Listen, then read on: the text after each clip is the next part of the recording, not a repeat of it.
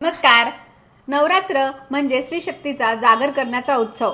आजची स्त्री अनेक आव्हानं खूप चांगल्या रीतीने पेलवत आहे. घर, संसार, बाकी जबाबदाऱ्या, नोकरी आणि आपले छंद खूप चांगल्या प्रकारे जोपासत आहे. परंतु हे सर्व करताना कुठे ना कुठे तिचं आरोग्याकडे थोडं दुर्लक्ष होत आहे. त्यामुळे स्त्रियांच्या आरोग्य संदर्भात ज्या तक्रारी आहेत त्या वाढलेल्या आहेत. तर त्यासाठीच मी तुम्हाला सांगणार आहे स्त्रियांची एक खास मैत्रीण म्हणजे शतावरी. आयुर्वेदामध्ये शतावरीचे अनेक औषधी गुणधर्म वर्णन केलेले आहेत.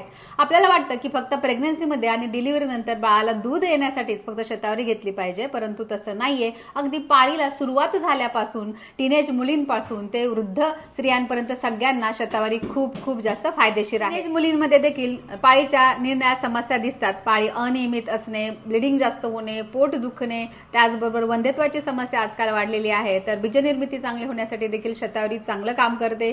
पेरिमेनोपॉजल ज्या तक्रारी आहेत म्हणजे पाळी जाण्यापूर्वी साधारण 5 ते 10 वर्षाच्या काळामध्ये स्त्रियांना प्रचंड त्रास होतो, शारीरिक आणि मानसिक. तर त्यावेळेला देखील शतावरी खूप चांगलं काम करते आणि पाळी गेल्यानंतर देखील रसायन म्हणून शतावरी तुम्हाला घेता येईल.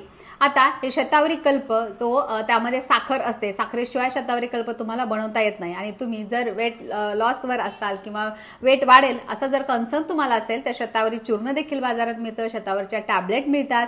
तर ते काहीही तुम्ही घेऊ शकता, सलग घेऊ शकता.